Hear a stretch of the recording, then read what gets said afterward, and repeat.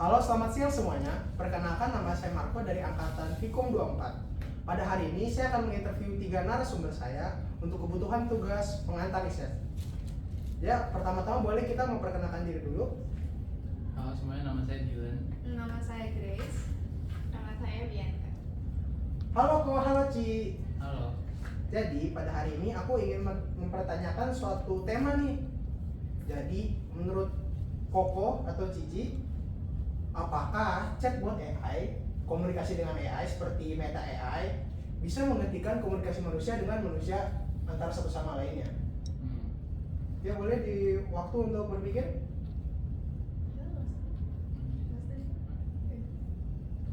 Nah, boleh jawab? Ya silakan. Kalau dari kami tidak setuju. Kenapa tuh nggak setuju kalau boleh tahu? Jadi aku dulu ya. Iya dari kau dulu. Nggak setuju karena AI itu adalah buatan manusia. Manusia itu tetap punya keterbatasannya. Jadi mau sesempurna apapun, tetap ada batasnya gitu. Oke. Kalau dari aku ya kan aku kan sehari-hari bekerja sebagai customer service, artinya aku melakukan komunikasi antar manusia. Nah, komunikasi antar manusia itu Tolong desain. nah kalau dari aku kan sehari-hari bekerja sebagai customer service ya, artinya aku melakukan komunikasi antar manusia. Nah, kenapa kita nggak pakai chatbot AI? Padahal kan bisa ngerespon dengan cepat tuh. Ya karena AI itu nggak punya emosi, jadi menurut aku itu nggak bisa menyelesaikan dan nggak bisa ngasih solusi untuk customer gitu. Oke. Selanjutnya Kalau Ci. misalkan menurut aku, chatbot AI itu emang membantu, tapi nggak sering juga chatbot AI itu keliru. Jadi walaupun membantu pasti ada plus minusnya sih. Oke, baik. Baiklah, aku akan berargumentasi ya. Jadi pertama mungkin untuk jawaban Cigres dulu. Nah, Cigres kan tadi bilang Cigres bekerja sebagai customer service, benar? Dan Cici harus melakukan komunikasi dengan orang setiap harinya yang melibatkan emosi. Nah, Ci, tapi kan lagi viral-viral banget nih, banyaknya aplikasi seperti karakter AI yang bisa membantu manusia untuk menyalurkan emosinya. Contohnya misalnya seperti orang yang ingin bercerita tapi nggak punya tempat untuk bercerita. Nah, Ci, menurut aku ya, karakter AI itu bisa membantu banget dalam itu. Kenapa? Karena mereka tuh diprogram dan didesain untuk memberikan jawaban yang kita pengen dengar. Misalnya kita lagi sedih, mereka bisa memberikan kata-kata support seperti ayo tetap semangat, jangan patah semangat. Jadi begitu menurut aku sih.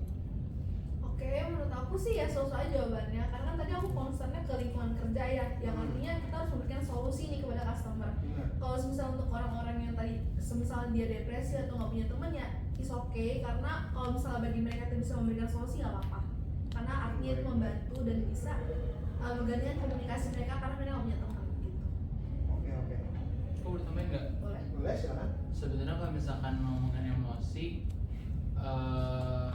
bisa aja gitu loh. Kalau misalkan orang yang memilih untuk pakai AI untuk jadi teman ngobrol, teman chat, sleep call ataupun yang dating bisa aja gitu. Cuman yang mereka terima adalah emosi-emosi yang semu, yang cuman saat itu doang, bukan emosi yang berkepanjangan, dan itu akhirnya mereka masuk dalam lingkaran. Jadi mereka senang, ntar mereka kesepian, ntar senang lagi. Jadi itu nggak sehat. Tapi kalau misalnya emang ada orang yang memutuskan untuk pakai AI, ya itu tergantung hak mereka gitu sih.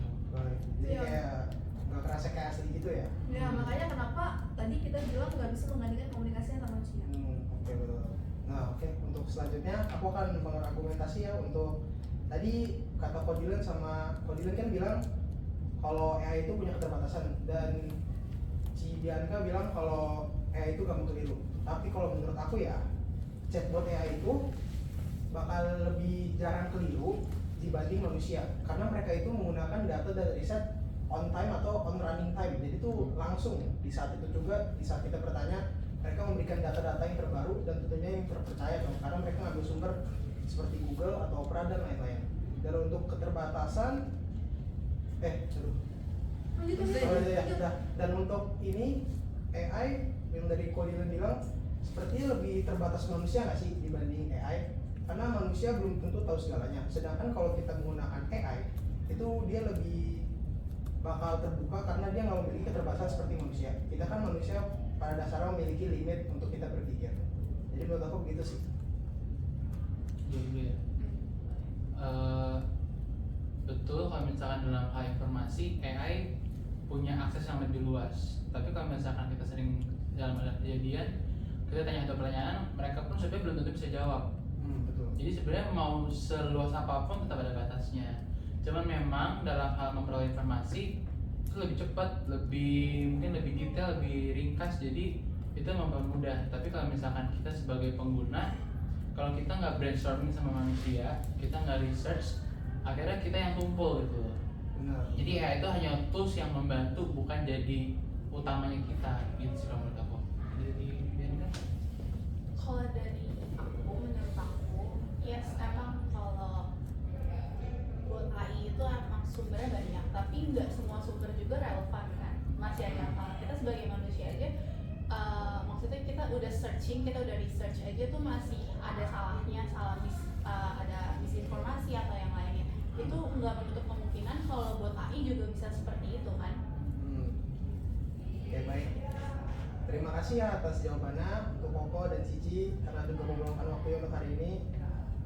Sekian dari pertanyaan saya.